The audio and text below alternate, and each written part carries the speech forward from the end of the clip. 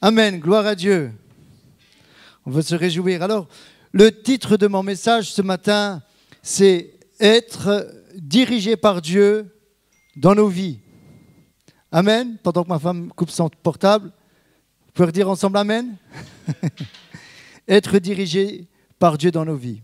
Je crois que c'est quelque chose de très important du commencement de notre conversion jusqu'à ce que le Seigneur nous appelle à lui. Il y a toujours besoin d'être conduit, dirigé par lui. Et nous allons voir ensemble ce matin que Dieu a toujours dirigé son peuple. Il a toujours voulu le diriger. Il y aura, on pourra dire, une petite suite par rapport au message sur le tabernacle. On va voir ça ensemble. Il vous est déjà arrivé de prendre une direction de l'autoroute et vous tromper de sens ? Je vais m'expliquer avant que vous me sautez dessus. Avant que les femmes me sautent dessus. J'ai l'habitude, par exemple, d'aller direction Luxembourg, tous les jours. Mais quand je dois aller sur Metz, ça m'arrive de me tromper d'aller direction Luxembourg et faire demi-tour et revenir. Ça vous est déjà arrivé ? Voilà, dans le sens-là. Souvent, quand on est ailleurs, hein ? Bon, les femmes, non, mais les hommes, on est souvent ailleurs, nous. Et aujourd'hui, nous avons le GPS. Mais même avec le GPS, on se trompe. Moi, ça m'arrive de mettre le GPS, mais je suis tellement dans mes pensées que je laisse le GPS parler. Souvent, c'est une voix de femme, alors je laisse parler. Non, je plaisante. Je plaisante. Il y a aussi des voix d'hommes. Hein. Voilà. Simplement pour dire qu'à l'époque, il y avait des cartes routières. Et lorsqu'on se déplaçait, quand on allait en vacances, des fois, ça arrivait de se tromper de route parce que c'était plus compliqué, il faut être plus vigilant. Et ça amenait des fois des tensions, surtout la nuit. Surtout quand on était fatigué. Mais je t'avais dit de prendre à gauche, de prendre à droite, mais je t'ai pas vu. Mais c'est écrit sur la carte, mais je ne vois pas. Bon, vous voyez, un petit peu, je vous rappelle des souvenirs là. Aujourd'hui, c'est plus facile quand on écoute le GPS. Vous savez ce que ça veut dire, GPS ? Je l'avais dit la dernière fois. GPS. Guidé par satellite. Non. Guidé par le Saint-Esprit. Amen. Voilà, tout cela pour dire qu'on peut être guidé si on est bien sensible à la voix qui nous parle ou lorsqu'on étudie un programme aussi, un trajet. Il y a un passage dans la parole que vous connaissez tous, dans le psaume 119, au verset 105, « Ta parole est une lampe à mes pieds, une lumière sur mon sentier. » Vous connaissez ? Il y en a aussi un autre, toujours dans le psaume 119, au verset 9. « Comment le jeune homme rendra-t-il pur son sentier en se dirigeant d'après ta parole ?» Alors ce matin, j'aimerais revenir sur le peuple d'Israël. Ce peuple était esclave pendant 400 ans. Privé de liberté, il ne pouvait pas aller où il voulait, il avait des limites, des frontières à ne pas franchir.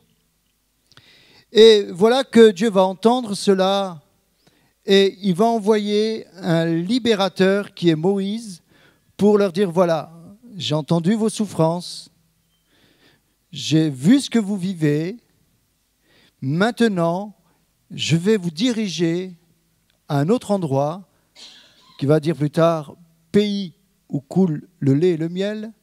Je vais vous bénir. Je vais vous donner une autre vie. Je vais vous donner un autre horizon. Vous étiez esclaves, j'ai entendu. Peut-être ce matin, certains sont dans la souffrance, peut-être aussi esclaves de certaines choses. Dieu entend vos prières. Et Dieu vous dit, j'ai entendu. Maintenant, je vous donne le moyen de sortir de ce que vous vivez et entrer dans quelque chose de nouveau pour vous. Cette chose nouvelle, Dieu va l'appeler le pays où coule le lait et le miel. Alors ça veut dire quoi, le lait et le miel dans la Bible ? Ça veut dire qu'il y a l'abondance. Le miel est un symbole de douceur et de bonté. Et le lait représente deux aspects, la culture du sol et l'élevage des troupeaux. Et dans ce pays que Dieu veut nous amener, il veut nous donner de pouvoir vivre l'abondance. C'est ce que Jésus nous dit. Je suis venu pour que mes brebis aient la vie et qu'elles soient dans l'abondance. Alors, si c'est Jésus qui le dit, ça mérite d'écouter, d'être attentif et de suivre ce qu'il dit et d'y croire. Si c'est quelqu'un d'autre qui vous le dit, méfiez-vous. Moi, je ne pourrais pas vous dire, je vais vous donner l'abondance. Mais si Jésus dit, je suis venu pour vous donner l'abondance, ça vaut la peine de mettre cela en pratique. Alors, le premier point que je voudrais souligner, c'est déjà faire plusieurs parallèles avec nos vies, en sachant que Dieu veut nous conduire dans ce bon pays où coule le lait et le miel. Ça ne veut pas dire que dans ce parcours, dans ce chemin, il n'y aura pas de souffrance, ni de difficultés. C'est une idée préconçue de savoir qu'avec Dieu, il n'y aura plus de problèmes. Bien souvent, quand on s'engage avec Dieu, c'est là que commencent plus de problèmes. Je crois. Difficile pour un peuple, après 400 ans d'esclavage, de retrouver la liberté. Ils naissent dans l'esclavage, ils meurent dans l'esclavage. Pas évident, les mentalités, ils sont forgés. Et je crois que ça a été très difficile pour le peuple de sortir de tout ce qui les avait imprégnés, l'Égypte. Ils passent de la servitude au désert. Alors qu'ils arrivent à la limite du désert, Dieu ne les abandonne pas. Il va manifester qu'il est celui qui veut s'occuper d'eux et les conduire à une destination merveilleuse. Et maintenant, nous allons voir ensemble ce parcours et tout ce que la parole de Dieu nous dit au travers de cela. Alors, voilà que après la Pâque, donc le peuple est dans l'esclavage. Maintenant, il y a eu ces plaies d'Égypte. Pharaon va plier le genou. Il va enfin, ça lui a coûté cher, mais il va libérer le peuple, le laisser partir. Et avant qu'il parte, le premier point, c'est la Pâque. Dieu va dire, vous allez préparer la Pâque. Vous allez la prendre à la hâte. C'est-à-dire, préparez-vous en prenant la Sainte Seine, on pourrait dire, préparez-vous à prendre toute cette signification que, en réalité, la Pâque, c'était que tous les premiers-nés des Égyptiens sont morts. Parce que le dernier fléau, il y avait l'ange exterminateur qui passait et devant les maisons, Dieu avait dit au travers de Moïse, toutes les maisons qui mettront sur le linteau des portes le sang d'un agneau, l'ange exterminateur passera outre. Donc c'était la protection. Et ça, c'est la Pâque, en fait. C'est la Pâque qui nous parle qu'aujourd'hui, Jésus, qui est mort pour nous à la croix, a mis sur le linteau de nos vies son sang, et l'ange exterminateur passe outre. Donc, il va dire, prenez cette Pâque, comprenez ce que vous faites, parce que c'est le début d'un parcours. Si vous ne comprenez pas ce qu'est la Pâque, vous n'allez pas comprendre la suite. On revient au message. Si vous ne comprenez pas l'autel des holocaustes, vous n'allez pas pouvoir comprendre la suite du tabernacle. Là, le Seigneur nous dit, ce matin à chacun d'entre vous, lorsque nous prenons la Sainte Seine, besoin de comprendre que c'était nous qui devions mourir. Mais Jésus est mort à notre place pour que l'ange exterminateur ne nous frappe pas à cause de notre péché. Jésus a pris sur lui notre condamnation. Et lorsque nous venons rendre gloire, adorer Dieu, nous devons nous souvenir de la Pâque. Parce que la Pâque, c'est aussi le souvenir de ce que Dieu a fait pour le peuple. Vous parlez à un juif, pour eux, la Pâque, c'est le souvenir que l'ange exterminateur est passé outre. Lorsque nous parlons de la Pâque aux chrétiens, nous parlons de la résurrection de Jésus. Mais l'un s'appuie sur l'autre. Amen. Donc, premier point, le peuple est encore en Égypte. Mais déjà là, il commence à voir la révélation de la Pâque. OK ? Ensuite, ils prennent la Pâque. Ils prennent la Pâque, oui. Ils prennent le pain, comme ça a été dit. Et là, ils se mettent en route. Et ils commencent à partir. Et voilà que Dieu va les amener à la mer Rouge. Première étape pour le peuple de Dieu, après la Pâque, c'est la mer Rouge. Amen. C'est quoi la mer Rouge? La mer Rouge nous parle, même dans Hébreu je crois, nous parle du baptême, de la mort et de la résurrection. Lorsque le peuple passe par la mer Rouge, il a compris que Jésus est mort pour lui, je fais le parallèle bien sûr, et maintenant il va s'engager dans les eaux du baptême en comprenant que lorsqu'il rentre dans l'eau, il va mourir, c'est le passage de la mer Rouge. Et quand il sort de la mer Rouge, c'est la résurrection. Première étape ou deuxième étape, il passe par la mer Rouge. Il comprend que maintenant, son ancienne nature reste dans l'eau, la nature adamique, et c'est l'homme nouveau qui est revêtu, qui va pouvoir continuer la marche dans le désert. Si nous ne nous revêtons pas de l'homme nouveau, c'est-à-dire cet homme nouveau, c'est dans cette conversion, dans cette repentance, nous prenons cette nature de Christ en nous. Christ vient habiter en nous.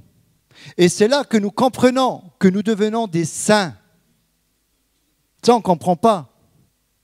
Lorsque nous revêtons notre nature nouvelle, cet homme nouveau, nous devenons, comme Paul dit, des saints. Il va envoyer des lettres aux saints de Jérusalem, aux saints d'Éphèse. Il ne va pas envoyer des lettres aux pécheurs de Jérusalem.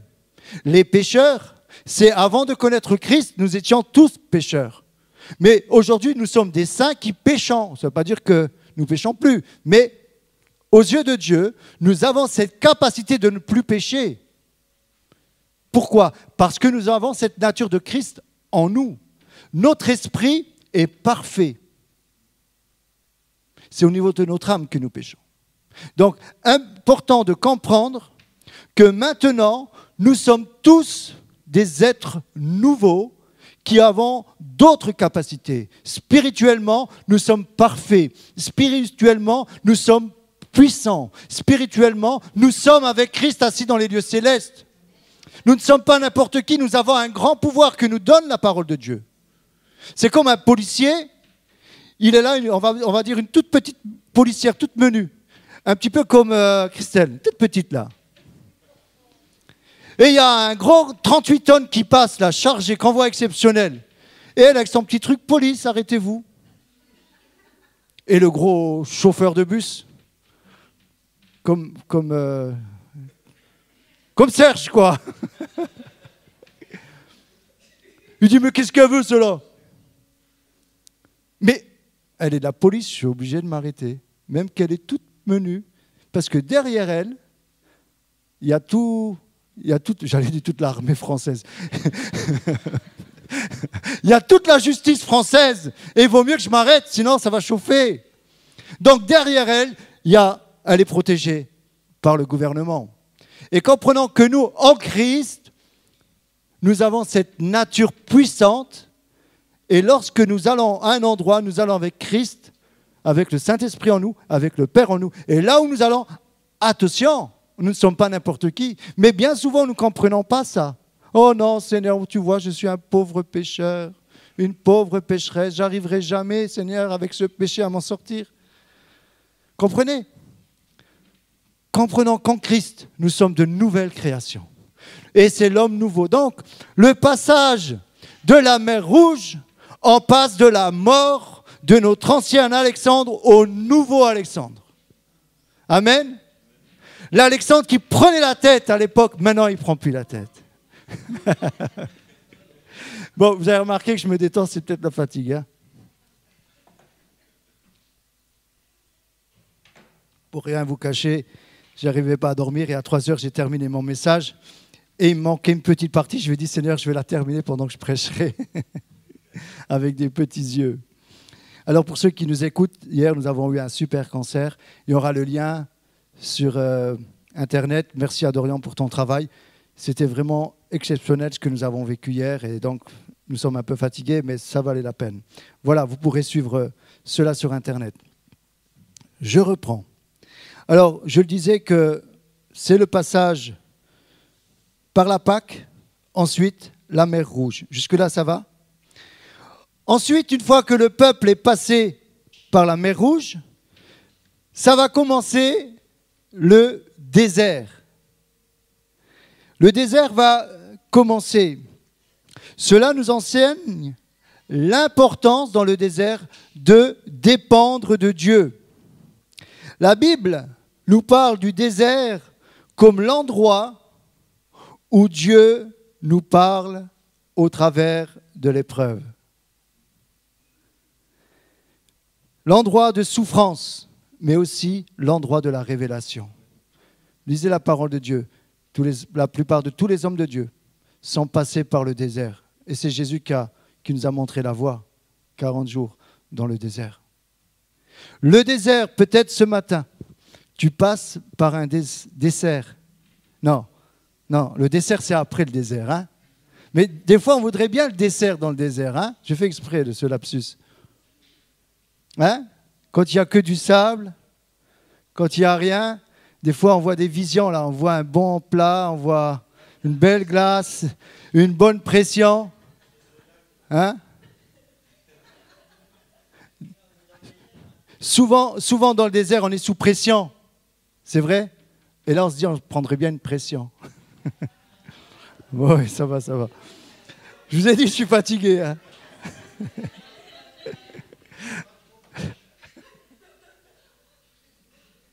Bon, je vais essayer de me concentrer davantage.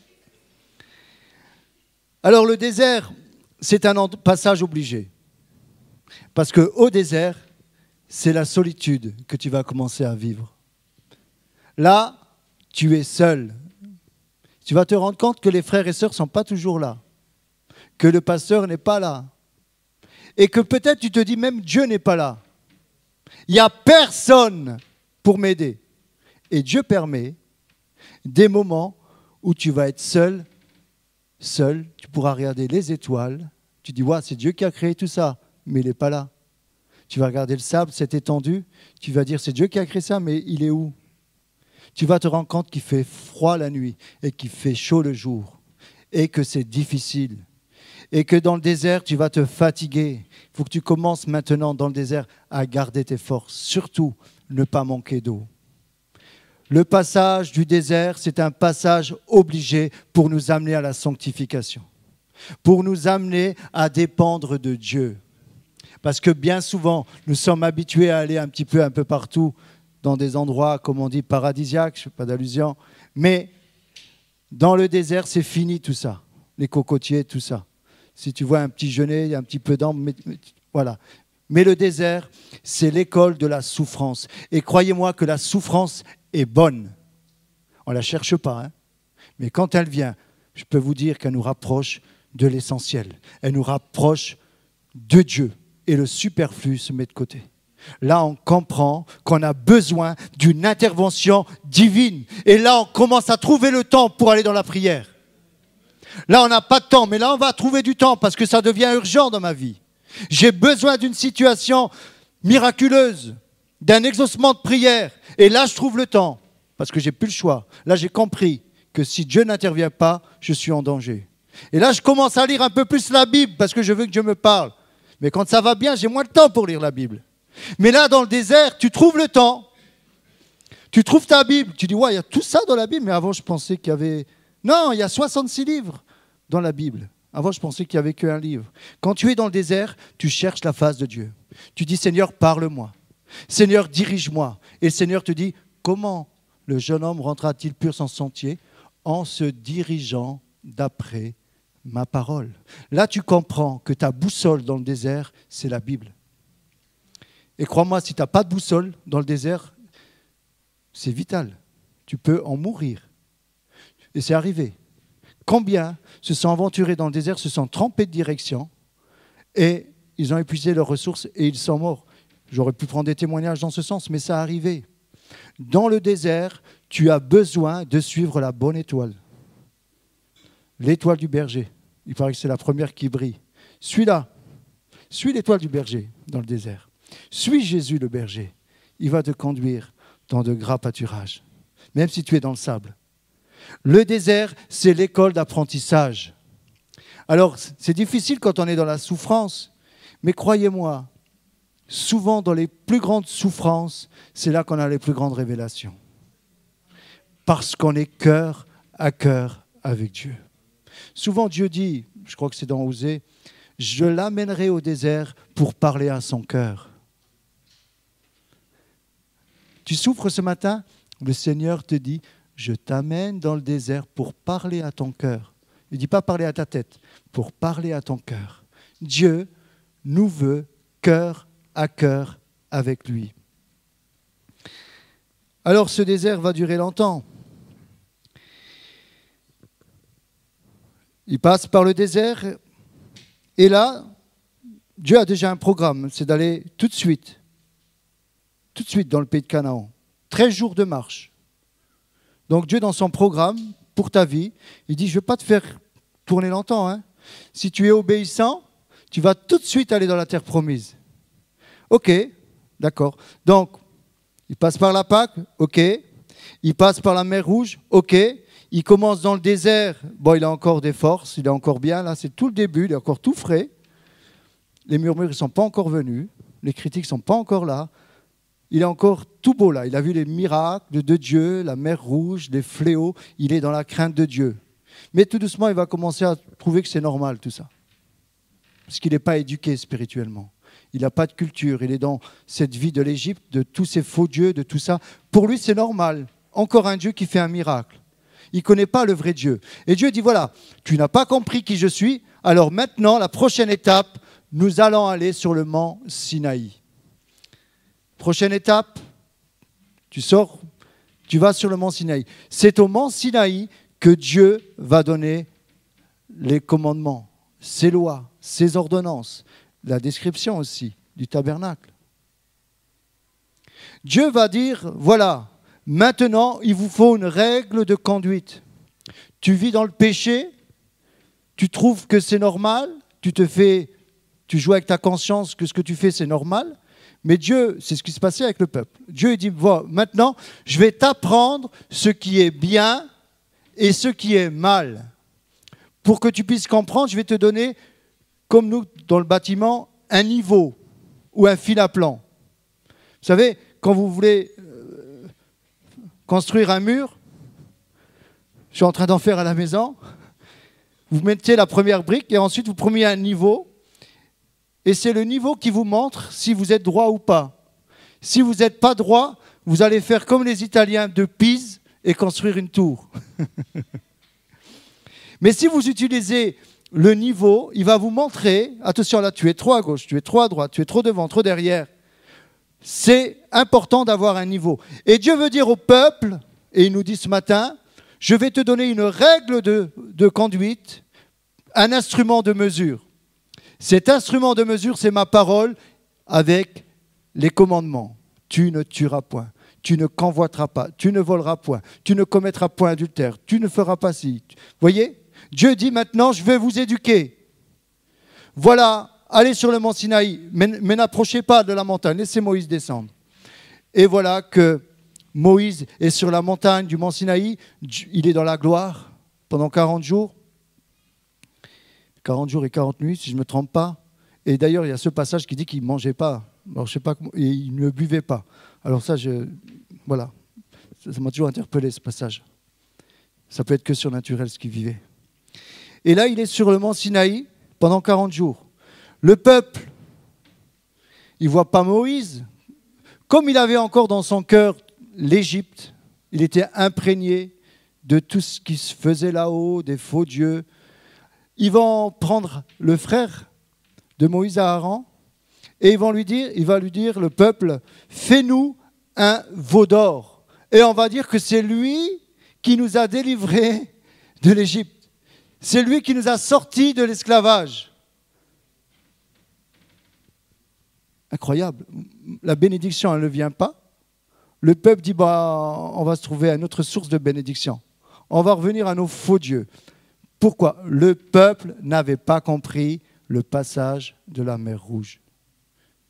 Quand on ne comprend pas ce que c'est le baptême, certains prennent le baptême, c'est bien, je respecte, mais bien souvent, on se rend compte, et on le voit, mais on ne peut pas dire non, que certaines personnes prennent le baptême et j'essaye de leur faire comprendre, réglez vos vies avec la parole de Dieu, détournez-vous du péché, c'est l'homme nouveau. Et nous voyons qu'il y a certaines personnes, un moment, lorsque l'épreuve vient, ils repartent dans le monde. Ils repartent dans le désert et là, ils vont commencer à tourner pendant 40 ans. Alors que Dieu dit, il y a 13 jours de marche pour que vous puissiez entrer dans la bénédiction. Mais comme le peuple est borné, la Bible dit même au cou raide, il va commencer à un moment à critiquer Moïse. J'aimerais simplement vous dire, lorsque vous êtes dans l'épreuve, croyez-moi, Dieu vous écoute à l'intérieur de vous-même et il regarde vos pensées. Lorsque vous êtes dans l'épreuve, c'est vraiment, j'allais dire, comme une épreuve, un examen où Dieu regarde où vous en êtes avec lui. Il va utiliser l'épreuve pour cela. Mais lorsque tu es dans l'épreuve, si tu commences à ouvrir ta bouche pour critiquer, tu commences à perdre. Là, tu perds des notes. Dieu dit, oh, il n'a pas encore compris, allez, encore un tour dans le désert. Lorsque tu es dans l'épreuve, tu as besoin d'apprendre à te taire et d'aller dans la prière. Et même que tu vois des choses qui ne vont pas, il se peut que tu vois des anomalies, c'est entre toi et Dieu. Entre dans ta chambre, ferme la porte et arrange-toi avec ton Dieu. Dis-lui tout ce qui ne va pas. Mais commence pas à critiquer, commence pas à dire oui, mais moi c'est comme ça, il n'y a personne qui s'occupe de moi. Si tu as un problème, ce n'est pas la faute des autres. J'ai un problème, la solution me vient. Je lève les yeux vers les montagnes, d'où me viendra le secours? Le secours me vient de Dieu. N'attendez pas le secours des autres. C'est un piège du diable. Parce que quand le secours ne viendra pas des autres, vous allez commencer à murmurer comme le peuple dans le désert. Et le jugement tombera sur vous. Parce que lorsque tu parles, c'est enregistré dans le ciel. Lorsque tu critiques, c'est enregistré. Alors après, tu viens, Seigneur, oui, mais Seigneur, le Seigneur te dit, mais toutes paroles sont créatrices, demande pardon. Et une fois que tu as réglé ce problème, allez, on va aller plus loin. Comprenons que le peuple était là. Il reçoit la loi de Dieu. Moïse ne vient pas avec la bénédiction. Le peuple, il dit, mais nous, comment on va faire? Impatient, il retourne dans le monde. Et voilà les conséquences. Ok, Dieu veut détruire le peuple. Moïse dit non, ne détruis pas le peuple. Qu'est-ce qu'ils vont dire les autres? Tu l'as amené dans le désert pour le faire mourir? Dieu va écouter la prière de Moïse. Il y a un type de Christ derrière Moïse. Jésus qui intercède pour nous. Sinon, ça fait longtemps que nous serions déjà plus là. Sous la condamnation, sur le jugement de nos attitudes qui ne sont pas la gloire de Dieu. Moïse va dire non à Dieu. Ne détruis pas ce peuple. Jésus est venu pour nous donner la vie. Et le châtiment qui nous donne la vie, le châtiment qui nous donne la paix est tombé sur lui, comme ce paratonnerre. Et aujourd'hui, nous avons la vie. Le peuple ne va pas comprendre. Dieu dit, oh, c'est ce que vous voulez, mes enfants? Bon, je vous propose un programme sur 40 ans. Il y avait 13 jours, mais comme vous voulez vous promener dans le désert, je vais vous promener pendant 40 ans dans le désert. Pourquoi 40 ans? Pour que toute cette génération puisse mourir et repartir à nouveau. Le peuple va devoir apprendre des choses. Et c'est dans le désert que Dieu va l'éduquer, va lui apprendre des réalités. Des fois, si tu passes par le désert, il y a peut-être encore des choses que tu as besoin d'apprendre. Demande-lui à Dieu, Seigneur, pourquoi je passe par ce désert? Qu'est-ce que tu veux m'enseigner dans ce désert? Alors voilà que maintenant le peuple doit passer par ce désert à cause de ce qu'il a fait, de ce qu'il dit. Donc dans Exode 13, 20, il nous est dit, ils partirent de Sukkot, ils campèrent à Étam, à l'extrémité du désert. L'Éternel allait devant eux le jour dans une colonne de nuée pour les guider dans leur chemin, et la nuit dans une colonne de feu pour les éclairer, afin qu'ils marchent jour et nuit. La colonne de nuée ne se retirait point de devant le peuple pendant le jour, ni la colonne de feu pendant la nuit. Amen. C'est le début. Ils partent de Sukkot. Sukkot veut dire cabane, abri, pour aller à Étam, qui est limite de demeure. Dieu veut faire comprendre au peuple que voilà le point de départ, il n'est pas fixe, ce n'est pas là votre vraie demeure, c'est des cabanes. Si moi je veux construire, je vais construire une maison pour qui dure, je ne vais pas me construire une cabane. Si je me construis une cabane ou un abri, je sais que ça ne va pas durer, c'est provisoire. Ça c'est bien quand avec les enfants en vacances, sur un arbre, on fait une maison, une petite cabane en bois. Et là, le Seigneur, il veut dire au travers de cela, ils partent de ces abris provisoires pour le pays promis qui est la finalité, la terre promise, c'est-à-dire le salut en Jésus-Christ, la vie éternelle, le paradis. Ils sortent de l'esclavage pour l'amener dans la vie éternelle. Et là, maintenant, qu'ils sortent de ces abris, de ce qui est provisoire, il va les ramener à la limite des demeures. Là maintenant, Étam, c'est là en fait où ils étaient prêts à passer, mais ils n'étaient pas prêts en réalité. Il y a toujours des limites que Dieu va mettre dans ta vie. Soit tu les franchis si tu es dans l'obéissance, et bien souvent, c'est triste, si tu ne comprends pas, tu ne peux pas passer ces limites, parce que tu vas être en danger de l'autre côté. Tu n'auras pas compris, parce que lorsque va venir l'adversité de l'autre côté de cette limite, qu'est-ce que tu vas faire? Tu ne seras pas prêt. Tu vas revenir en arrière dans le tu vas revenir en arrière dans le monde, tout simplement. Et ensuite, malheureusement, il y aura des conséquences. Alors, je le disais, maintenant, c'est la colonne. C'est beau, hein? La colonne de feu et la colonne de nuée. Il me semble que ça fait partie des plus grands miracles. Pendant 40 ans. Imaginez le peuple d'Israël qui est conduit par une grande colonne de feu la nuit et une colonne de nuée. Vraiment, moi, avec ça, j'y crois quand même. Moi, j'y crois. Et le peuple n'y croyait pas encore. Et vous savez, j'aurais dû préparer quelques photos, mais ce n'est pas grave. Imaginez, il y a le tabernacle. Vous vous souvenez du tabernacle? Dans le parvis, le lieu saint et le lieu très saint.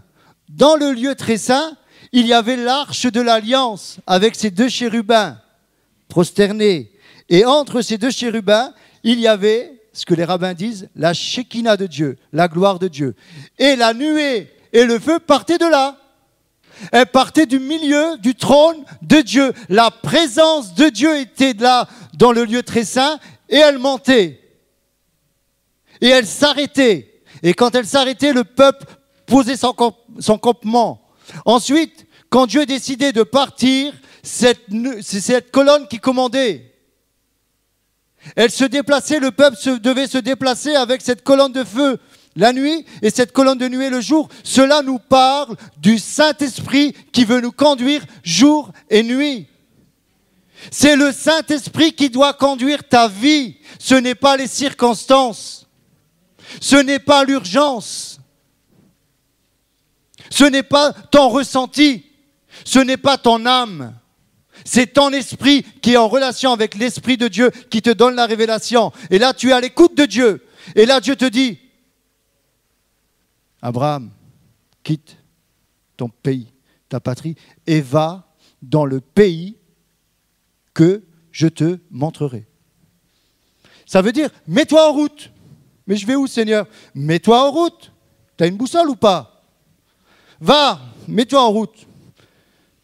Dieu veut nous conduire par sa nuée. Dieu veut nous conduire par sa colonne de feu, par le Saint-Esprit, jour et nuit. Aujourd'hui, nous sommes remplis du Saint-Esprit. Et c'est cette voix en nous, l'Esprit de Dieu qui habite en nous, qui veut nous conduire plus loin. Qui veut nous conduire dans des choix dans nos vies.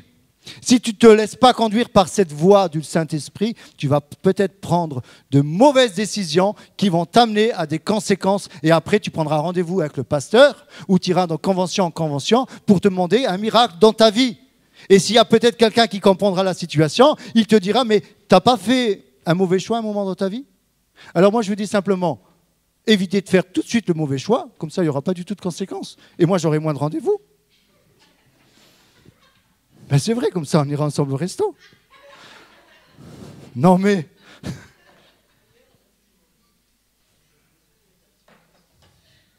Oui, c'est vrai, elle cuisine bien, elle n'a pas besoin d'aller au resto. Hein. Est-ce que vous comprenez? Bien souvent, des mauvais choix dans nos vies, il y a des conséquences. Mais après, Dieu, qu'est-ce qu'il peut faire? Ben Dieu va quand même te bénir parce qu'il t'aime. Mais il y aura la conséquence de tes mauvais choix.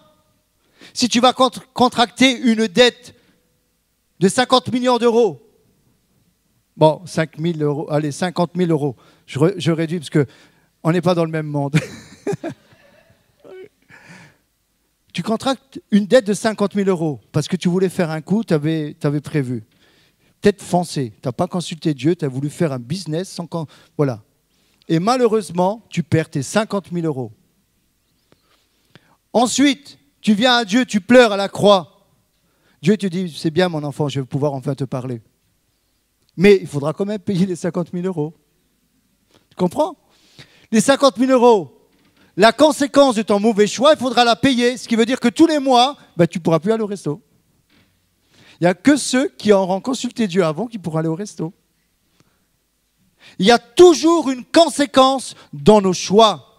Et le peuple d'Israël n'a pas voulu écouter ce que Dieu disait. Dieu lui dit, va par là. Moi, non, moi je veux aller par là. Dieu va dire, mais peuple au cou raide. Mais lisez l'Ancien Testament, il est formidable, tous ces livres-là. Vous savez pourquoi? Parce qu'elle nous parle de nous. Mais c'est nous. Le peuple d'Israël, c'est bien souvent nous. C'est bien souvent nous lorsque nous décidons les choses comme nous le voulons, sans consulter Dieu. Dieu dit, je t'ai laissé le mont Sinaï, comprends? Oui, mais quand ça chauffe, quand je suis amoureux, elle est tellement belle. C'est elle que je veux. Quoi qu'il en est, c'est lui que je veux. Et le Seigneur dit, mais tu es sûr que c'est lui ou elle? Oui, mais Seigneur, c'est elle que je veux. On dit au Seigneur, Seigneur, tu peux simplement dire Amen. Le Seigneur, il dit, je te dis Amen, mais je ne suis pas d'accord, hein. Tellement on est sûr de ce qu'on veut, que là, on ne consulte pas Dieu. Je parle dans le choix, mais dans différents domaines.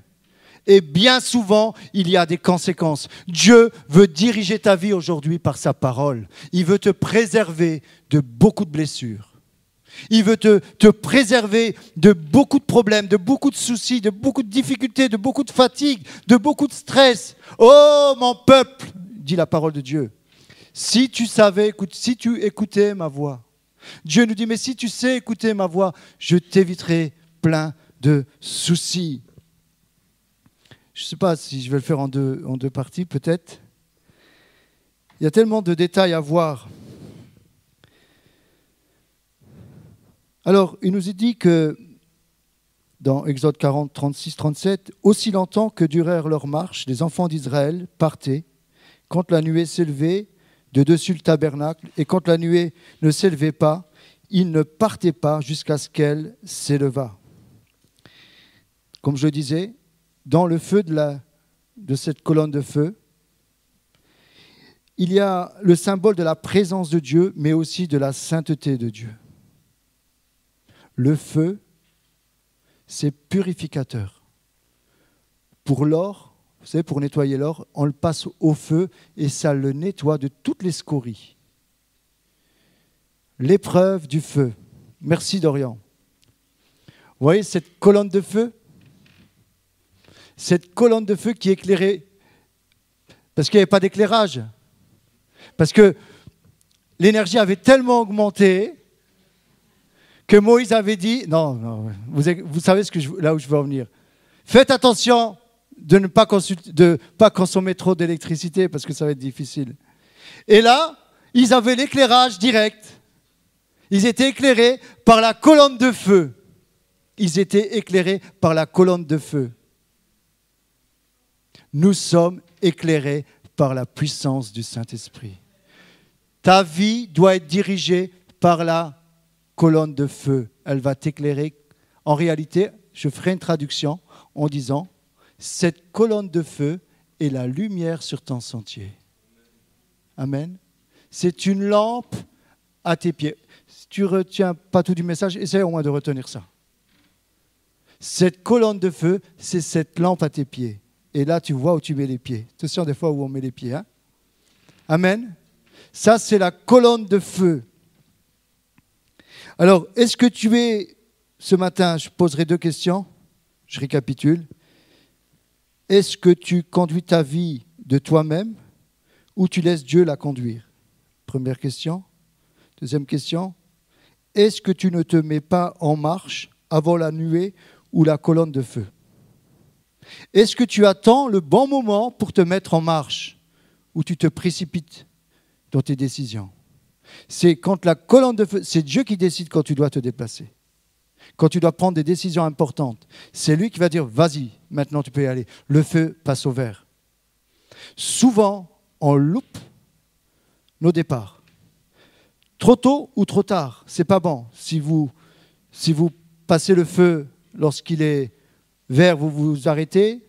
D'ailleurs, vous klaxonnez, après il va passer au rouge. Et si vous voulez passer au rouge, ça ne va pas parce que vous allez avoir une amende. Il faut passer quand c'est le bon moment, quand c'est fluide, quand c'est vert. Il ne faut pas s'arrêter et il faut y aller. Il y a un temps pour tout. Et Dieu nous dit ce matin, à chacun d'entre nous, sois synchro. Sois synchro avec la parole de Dieu. Elle va te dire, prends ton campement et vas-y. Laisse Dieu ce matin conduire tes pas. Apprends à le suivre par sa parole et son esprit. Un feu extraordinaire et puissant vit en nous. C'est la présence du Saint-Esprit qui nous conduit. Je vais raccourcir, mais je reviendrai. Je vais encore rester là. J'aime bien ce passage. Je ferai une suite. Maintenant, les 40 ans sont passés du peuple. Il y a un dernier obstacle. Maintenant, il faut passer le Jourdain. Si tu passes le Jourdain, tu passes dans la terre promise. Dernière étape, le Jourdain. Alors, c'est quoi le passage du Jourdain? Le Jourdain nous parle de la mort avec Christ. On est mort et on est ressuscité avec lui. Et maintenant, c'est plus nous qui vivons, c'est lui, c'est Christ qui vit en nous. Nous passons maintenant des ténèbres à la lumière. Nous changeons de vie, nous changeons de camp de l'ennemi. Nous passons de l'esclavage à la liberté. Alors, le Jourdain, la signification, il y en a 2. C'est la rivière de la peine, du jugement. Et il y a une autre définition qui nous parle que c'est l'endroit où on descend.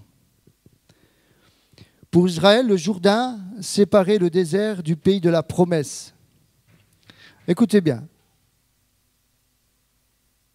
Cette colonne de nuée disparaîtra au moment du passage du Jourdain. Dès lors, les Hébreux devaient suivre que l'arche.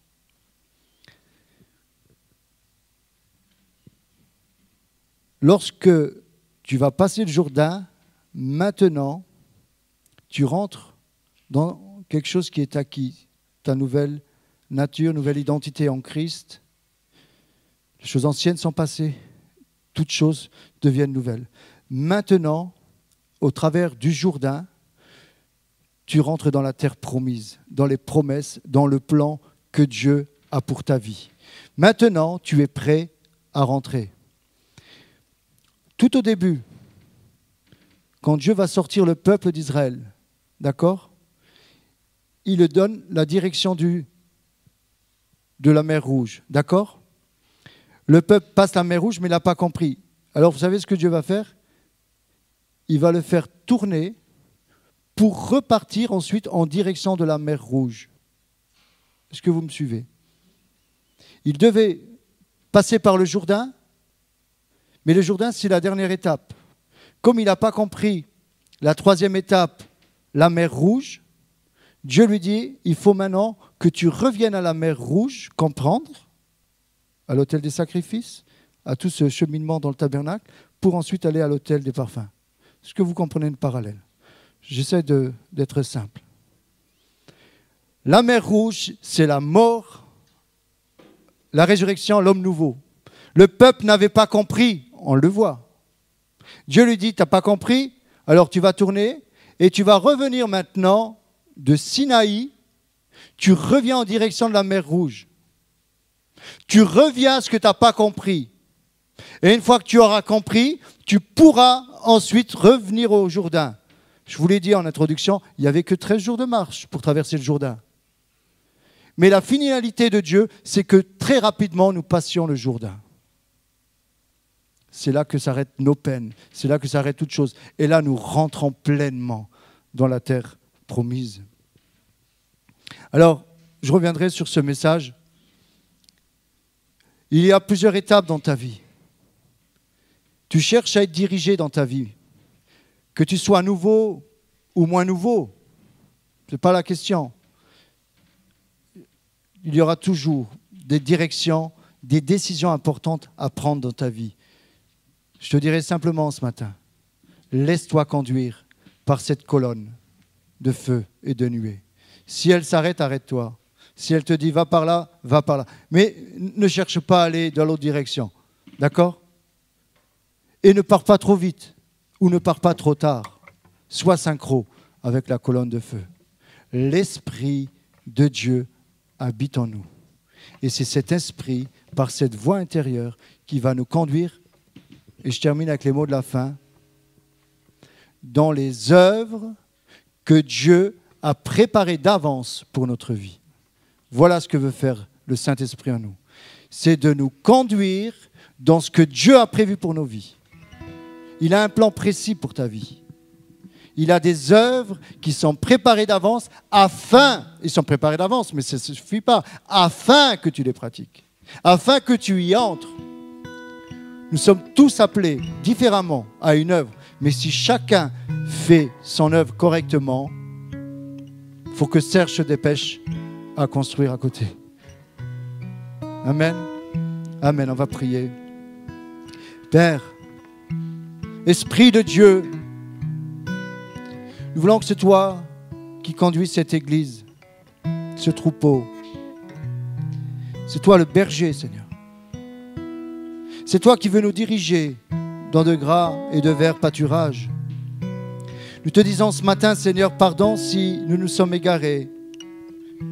Seigneur, comme cette brebis égarée, tu l'as pris sur tes épaules pour lui donner les soins nécessaires et l'amener dans la bergerie. Seigneur, peut-être que certains au milieu de nous ont pris de mauvaises voies, se sont trompés. Merci Seigneur parce que tu nous donnes la repentance et le fruit de la repentance. Merci parce que tu ne nous culpabilises pas ce matin, mais avec amour, tu nous dis que tu as prévu toujours, parce que tu ne te repens pas de tes appels. Tu as prévu des choses précises pour nous. Alors, si nous nous sommes trompés, nous te demandons pardon et nous abandonnons nos péchés pour venir et entrer dans ces œuvres que tu as préparées d'avance. Seigneur, merci pour ta parole qui nous conduit, pour cette lumière sur notre sentier, cette lampe à nos pieds. Qu'elle nous conduise, Seigneur, s'il te plaît. Conduis ton peuple toi-même. C'est toi qui nous diriges, Seigneur.